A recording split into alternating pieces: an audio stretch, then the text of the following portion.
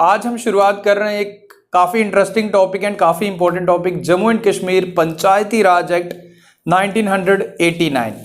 देखो गाइस, ये टॉपिक काफ़ी इंटरेस्टिंग भी है, काफ़ी इंपॉर्टेंट भी है एंड हमें काफ़ी स्टूडेंट्स के मैसेज आ रहे थे कि सर इस टॉपिक पे वीडियो बनाओ, क्योंकि इस टॉपिक पे प्रॉपर आपको वीडियोस तो मिल जाएंगे बट प्रॉपर स्टूडेंट्स को अंडरस्टैंडिंग इसका नहीं रहता। तो आज से हम स्टार्ट कर रहे हैं इस टॉपिक को। 4 से 5 वीडियोस बनेंगे इस टॉपिक के एंड काफ़ी इंटरेस्टिंग, काफ़ी ईजी वे में इसे समझने की कोशिश करेंगे। So at the end of the day आपको कोई दिक्कत ना आए एंड ये टॉपिक आपके क्लियर हो जाए। वीडियो को आप लैंडस्केप मोड में देखिए, वो ज़्यादा बेटर रहेगा आपके लिए, सारी चीज़ें क्लियरली विजिबल रहेंगी। तो फिर शुरुआत करते हैं हमारे Jammu and Kashmir Panchayati Raj act 1989। देखो, ऐसा नहीं है कि पंचायती राज एक्ट की बात 1989 में ही हुई पहली बारी, इससे पहले भी ये चीज़ चर्चा में थी। जैसे हमारे एक और टॉपिक भी है 73rd अमेंडमेंट एक्ट 1992, इस पे भी हम कुछ चीज़ें देखेंगे। हालांकि इसको हम अलग से भी करेंगे, एक सेपरेटली टॉपिक इसका है, वो मैं आपको करवाऊंगा, बट चीज़ों को हम रिलेट करके पढ़ेंगे सो डैट कि आपकी क्लैरिटी आपको अच्छे से बन पाए। तो टॉपिक का नाम तो आपको पता है, पंचायती राज एक्ट। देखो 1935 में जब हमारा इंडिया इंडिपेंडेंट भी नहीं हुआ था, आज़ाद भी नहीं हुआ था, तो हमारे लास्ट रूलिंग महाराजा, आप लोग जानते हो, महाराजा हरि सिंह जी थे। तो उनके दिमाग में भी ये चीज़ थी कि पंचायती राज रेगुलेटिंग एक्ट 1935 उन्होंने लाया भी था। देखो अब ये लाया था, सबसे पहले मैं आपको एक चीज़ सम अप आपको बता दूं कि आखिरकार इस एक्ट से फ़ायदा क्या हुआ, eight the end of the day हुआ क्या, मिला क्या हमें। पंचायती राज एक्ट का बेसिक ऑब्जेक्टिव क्या था कि विलेज को एम्पावर कर पाए, विलेज को पावर प्रोवाइड की जाए, पंचायती राज बनाया जाए सो डैट कि विलेज के कोई मसले हैं, जैसे कोई रोड खराब है, कुछ जो भी प्रॉब्लम्स रहती हैं, तो उसे सुलझाया जा सके, नॉट सुलझाया जा सके एंड वहाँ कुछ पावर्स दी जा सके। बेसिक ऑब्जेक्टिव यही था। अब इसकी शुरुआत कहाँ से हुई, वहाँ से देखते हैं हम। देखो जैसे मैंने आपको बताया, Jammu and Kashmir Panchayati Raj act 1935 महाराजा हरि सिंह जी ने लाया था एंड एक डिपार्टमेंट भी बनाया था जिसका नाम था Panchayati and rural development department. But ये एक्चुअली जो उनका मेन मोटिव था, जो पावर्स वो पहुंचाना चाहते थे, वो पॉसिबल नहीं था, वो पॉसिबल हुआ ही नहीं। मतलब एक्चुअली आप मान सकते हो कि ये उतना सक्सेसफुल नहीं हुआ जो उनका मेन मोटिव था, विलेज को एम्पावर करना। देन उसके बाद देखो, फिर उसके बाद ये चीज़ें थी ऑलरेडी चर्चा में थी कि ऐसा कोई भी टर्म है।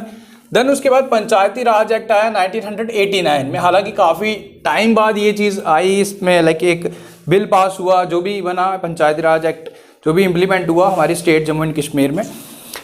अब देखो यहाँ 2 चीज़ें लिखी गई हैं, पंचायती Raj act 1989 versus 73rd amendment 1992।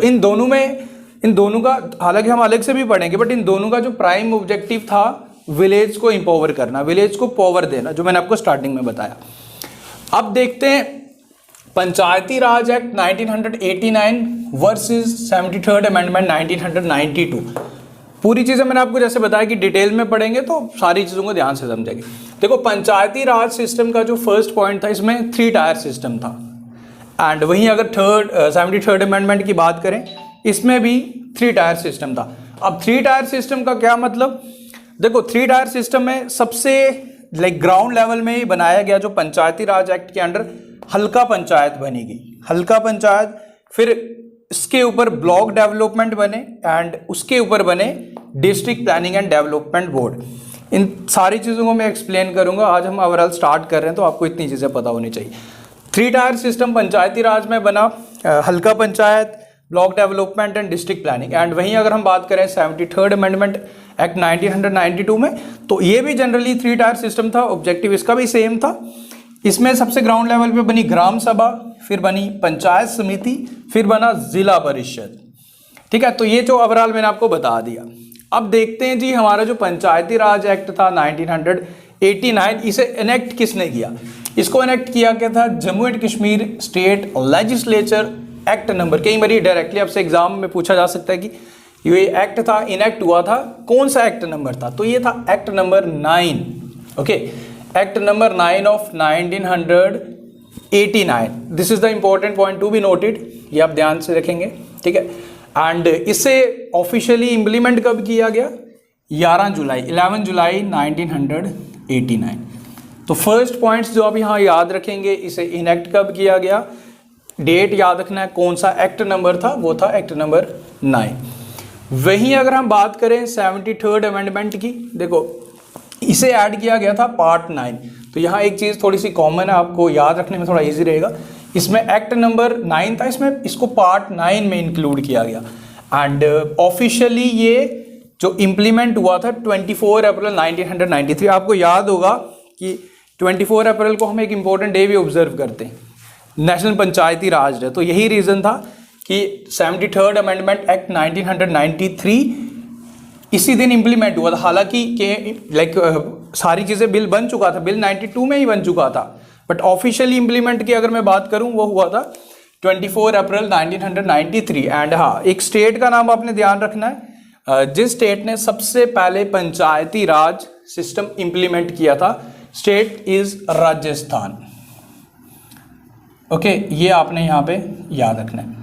Rajasthan has become the first state to implement Panchayati Raj system.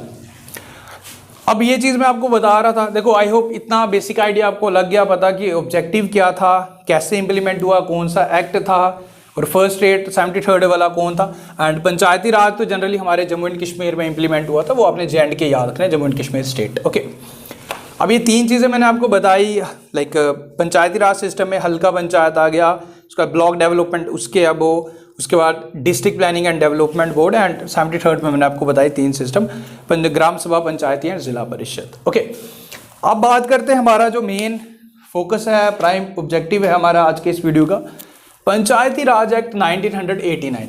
अब इसमें एग्जाम पॉइंट ऑफ व्यू से कैसे क्वेश्चंस पूछे जाते हैं वो हम ध्यान से देखते हैं। देखो सबसे पहले इसमें चैप्टर्स कितने, चैप्टर आपको मिलेंगे 14। डायरेक्टली पूछा जा सकता है कितने, how many chapters are there in Panchayati Raj act 1989, 14 chapters मिलेंगे। सेक्शंस कितनी हैं, 83 सेक्शंस, एंड शेड्यूल कितने, 6 शेड्यूल्स हैं। तो ये पॉइंट्स पहले आप सबसे पहले इतना याद रखेंगे। अब हम इनको ना, मैंने आपको बताया कि सारी चीज़ें डिटेल में पढ़ेंगे तो काफ़ी आपको मज़ा आने वाला है इन सारी चीज़ों को समझने में, क्योंकि इससे पहले आपने चीज़ों को पढ़ा होगा बट आपने समझा नहीं होगा। बट आज से आप इन चीज़ों को, इस टॉपिक को जब समझ लेंगे फिर आपको याद रखने की जरूरत नहीं पड़ेगी, ये चीज़ें आपकी बाय डिफॉल्ट आपको पता चलेंगी कि हाँ हुआ क्या आखिरकार। देखो प्राइम ऑब्जेक्टिव तो बता चुका हूँ, अब different sections, chapters and schedules हमने देखने। तो इसमें है टोटल 14 चैप्टर्स जो डिफाइन करते हैं सारी चीज़ों को। अब डिफरेंट चैप्टर्स में डिफरेंट चीज़ें मेंशन की गई हैं, तो 14 के 14 चैप्टर्स यहाँ मैंने आपके सामने आपको बोर्ड पे दिख रहे हैं। तो अब देखते हैं कि इसमें आखिरकार है क्या, कैसे 14 चैप्टर्स को हमने ध्यान रखना है। देखो 14 चैप्टर्स को तो ओवरऑल हम देख लेंगे, सेक्शंस 83 हैं, सारे सेक्शंस को हम नहीं करेंगे, वो पॉसिबल भी नहीं है। हम एग्जाम ओरिएंटेड जो इंपॉर्टेंट है वही करेंगे, एंड 6 शेड्यूल्स हैं वो हम देख लेंगे कि क्या क्या।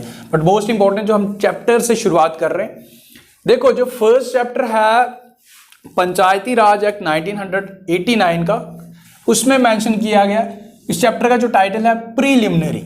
अब प्रीलिमिनरी से क्या मतलब हो गया, मैंने आपको ये सारी टर्म्स बताई। देखो जैसे मैंने हल्का वर्ड बताया, ब्लॉक डेवलपमेंट बताया, कितनी चीज़ें बताई, पंचायत समिति हो गई, अब ये तो हमारा 73rd में है। जैसे हल्का मजलिस भी एक टर्म है, यहाँ आप देखेंगे वार्ड मजलिस है। तो आखिरकार ये है क्या चीज़ है, ये भी कहीं तो मेंशन होगी ना। अब ये जब एक्ट आया तो हमें तो नहीं ना पता था कि इनका मतलब क्या आखिरकार। तो ये सारी चीज़ें चैप्टर फर्स्ट में इंक्लूड थी, यानी कि डेफिनेशंस, टाइटल्स, क्या क्या चीज़ें होने वाली हैं, किसका क्या मतलब है, जैसे वार्ड का क्या मतलब है, हल्का का मतलब क्या है, वार्ड मजलिस का मतलब क्या है। तो वो सारी चीज़ें टाइटल्स, जो फर्स्ट चैप्टर है जिसका टाइटल है प्रीलिमिनरी, तो उसमें क्या चीज़ें मेंशन है, डेफिनेशन सारी मेंशन है चैप्टर नंबर 1 में। उसके बाद इसका chapter number 1A, chapter number 1A में मेंशन है जी आपका वार्ड मजलिस एंड हल्का मजलिस। अब देखो आप सोच रहे होंगे कि सर ये क्या चीज़ें हैं, वार्ड मजलिस, हल्का मजलिस।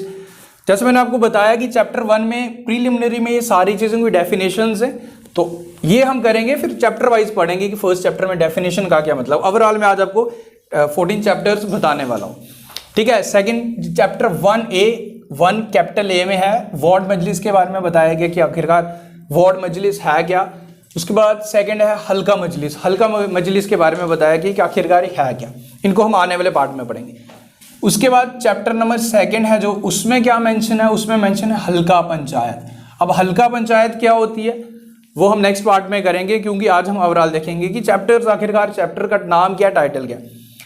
अब उसके बाद देखो, अब यहाँ से ध्यान से देखना। अब एग्जामिनर आजकल आपको पता है कि जेकेएसएसबी एग्जाम को लेवल को काफ़ी अच्छा लाइक हाई लेवल तक ले रहे हैं। तो हम इस तरीके से पढ़ेंगे कि जेकेएसएसबी अगर इस टॉपिक में से कोई भी क्वेश्चन पूछ ले आपसे तो आपको कोई दिक्कत नहीं होगी, आप आराम से आंसर कर पाएंगे। अब यहाँ से एक चीज़ ध्यान से देखना, देखो चैप्टर 2 में क्या मेंशन है, हल्का पंचायत, ठीक है। अब चैप्टर 3, 4 एंड 5 की अगर मैं बात करूं, ठीक है, चैप्टर 2 में हल्का पंचायत, चैप्टर 3, 4 एंड 5 में बात की गई है हल्का पंचायत के पावर्स एंड फंक्शन की, हल्का पंचायत की प्रॉपर्टी की, कंडक्ट ऑफ बिजनेस ऑफ हल्का पंचायत। ओके, अब देखो एग्जामिनर आपसे किस तरीके से क्वेश्चन पूछ सकता है, आपसे ये पूछ लेगा कि जो चैप्टर 3 में पावर्स एंड फंक्शन डिस्क्राइब की गई हैं वो किसकी डिस्क्राइब की गई।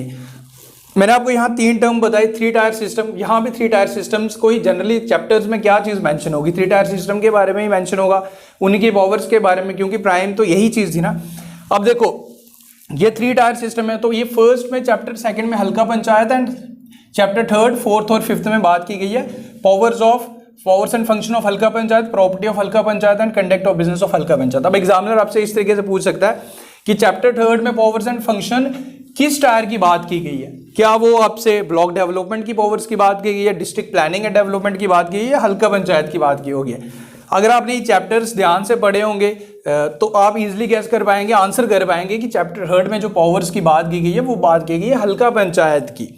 अब इसी तरीके से देखो ये चीज़, इसकी अंडरस्टैंडिंग होना आपके लिए इंपॉर्टेंट है। अब चैप्टर 7 देखेंगे, चैप्टर 7 में भी पावर्स एंड फंक्शन लिखा हुआ है, तो फिर आपको अगर आपने ध्यान से नहीं देखा होगा कि चैप्टर 7 आप बोलेंगे यार यहाँ भी पावर एंड फंक्शन था, यहाँ भी पावर एंड फंक्शन है, तो आखिरकार किसकी। देन अगर आपने पढ़ा होगा देन आप देखेंगे कि अगर यहाँ तक तो हमने कर लिया, चैप्टर 6 में बात करता है डेवलपमेंट, ब्लॉक डेवलपमेंट काउंसिल की, एंड चैप्टर 7 में, चैप्टर 8 में, चैप्टर 9 में एंड चैप्टर 10 में, इन तीनों चैप्टर 7 से लेकर 10 तक बात की जाती है ब्लॉक डेवलपमेंट काउंसिल की। चैप्टर 7 में powers and functions of block development council, 8 में प्रॉपर्टी एंड फाइनेंस में, 9 में procedure for conduct of business and 10 में बात की जाती है इलेक्शंस।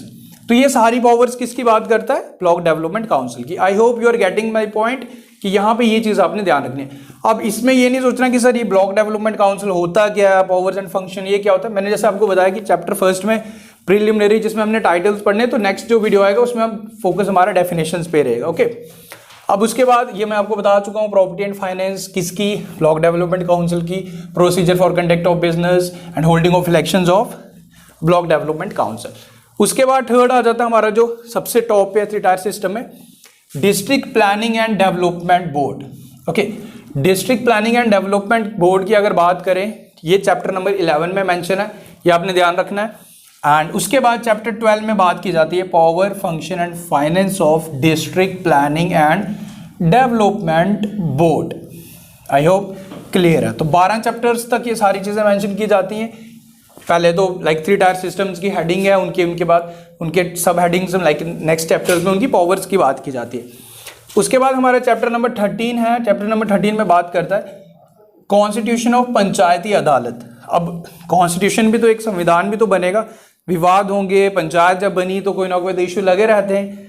ओके, तो ये सारी चीज़ें चैप्टर नंबर 13 में कॉन्स्टिट्यूशन जो बनाया जाता है पंचायती अदालत का। ओके, एंड उसके बाद जो हमारा चैप्टर नंबर 14 है उसमें मेंशन की जाती है मिसलेनियस चीज़ें, जो भी मिसलेनियस टर्म्स रहती हैं, जो भी इश्यूज रहते हैं वो सारे आते हैं आपके चैप्टर नंबर 14 मिसलेनियस में।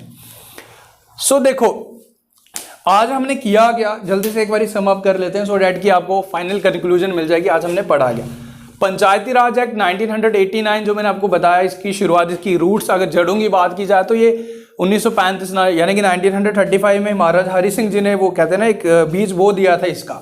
अब ये पेड़ बड़ा जाके 1989 में हुआ जब जब ये पास हुआ था बिल, एक रेगुलेटिंग एक्ट बन के आया था। तो ये डिपार्टमेंट आप याद रख लीजिए जो उस टाइम बना गया था। फिर पंचायती राज एक्ट को मैंने इसके साथ कंपेयर किया, ठीक है। 3 टायर सिस्टम दोनों में था। J&K स्टेट द्वारा पंचायती राज एक्ट 1989 इंप्लीमेंट किया गया एंड 73rd अमेंडमेंट तो एक सेंट्रल गवर्नमेंट द्वारा एज ए कैबिनेट द्वारा एक बिल पास हुआ था, वो तो एक पूरा प्रोसीजर था। ओके, एंड उसके बाद पंचायती राज एक्ट 1989 इसे इनेक्ट किया गया जम्मू एंड कश्मीर लेजिस्लेचर द्वारा, जो एक्ट नंबर था 9 ऑफ 1989 एंड 11 जुलाई 1989 में इंप्लीमेंट हुआ था। 73rd अमेंडमेंट की बात की तो पार्ट 9 में इंक्लूड हुआ था इंडियन कॉन्स्टिट्यूशन के 24 अप्रैल 1993 में ये इंप्लीमेंट हुआ था, यानी कि ऑफिशियली ये बना था एंड राजस्थान फर्स्ट बना था जिसने इसको इंप्लीमेंट किया था पंचायती राज सिस्टम। तो 3 टायर्स मैंने आपको बताए, ये यहाँ पर आपको सारी चीज़ें क्लियरली हैं, ग्राम सभा, जिला पंचायत समिति एंड जिला परिषद 73rd में, एंड पंचायती में हल्का पंचायत सबसे नीचे, फिर ब्लॉक डेवलपमेंट उसके ऊपर एंड सबसे ऊपर district planning and development board. Chapters की बात की 14 चैप्टर्स हैं, सेक्शन 83 हैं, 6 शेड्यूल्स हैं। चैप्टर्स को मैंने आपको बताया कि क्या चीज़ है, कैसे आपको इनको याद रखना है। एक्चुअली बच्चों का क्या रहता है कि बच्चा सिर्फ याद करके जाते हैं, हाँ ये है वो है वो है, जब तक आपको एक्चुअली पता नहीं होगा ना कि आप कर क्या रहे हो, याद क्या कर रहे हो, पढ़ क्या रहे हो, तब तक आपको किसी चीज़ में मज़ा भी नहीं आएगा। तो यही हमारा एक इनिशिएटिव था कि आप लोगों को देखो, पढ़ाना तो आपको आप कहीं से भी पढ़ सकते हो, आपको PDF भी मिल जाएंगे, बट जब तक आपको क्लियर अंडरस्टैंडिंग नहीं होगी, चाहे आप ये टॉपिक पढ़ो या कोई और टॉपिक पढ़ो, चाहे इकोनॉमिक्स पढ़ो, हिस्ट्री पढ़ो, जब तक आपको पता होगा नहीं कि क्या चीज़ पढ़ रहे हो एंड उसके पीछे काज क्या है, रूट क्या है, तो आपको चीज़ें ऑटोमेटिकली वो चीज़ें आप रिटेन कर सकते हो। तो फिर डिफरेंट चैप्टर्स के बारे में मैंने आपको यहाँ पे एक्सप्लेन किया। सो आज हम इतना ही रखेंगे, क्योंकि अगर ज़्यादा करेंगे तो फिर आपको दिक्कत आ जाएगी। सो आप चाहें तो इसको आपको हम PDF भी प्रोवाइड करेंगे, डोंट नीड टू वरी। वो PDF आपको मिलेगा eight the end of the जैसे ही हमारा सारा टॉपिक खत्म हो जाता है तो उसके बाद आपको फाइनल हम PDF भी प्रोवाइड करेंगे। बट तब तक still if you want to note down you can note it. आप चाहे तो स्क्रीनशॉट ले सकते हो। आई डोंट थिंक सो कि स्क्रीनशॉट विल वर्क, क्योंकि स्क्रीनशॉट से आप कितना ही नोट करोगे, आप वीडियो की स्पीड स्लो करके इसे नोट डाउन कर लीजिए, नोट्स बना दीजिए। अदरवाइज आप वेट कीजिए PDF का, वो भी आपको जब चैप्टर खत्म होगा वो आपको मिल जाएगी।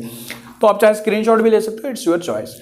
सो गाइस थैंक यू, उम्मीद करता हूँ वीडियो पसंद आया। वीडियो अच्छा लगा तो वीडियो को लाइक शेयर करना है एंड अपना सपोर्ट बनाए रखें एंड बाकी वीडियोस का इंतजार जरूर करें एंड वीडियो अच्छा लगा तो इसे लाइक शेयर करके जरूर बताएं। Thank you, best of luck and take care.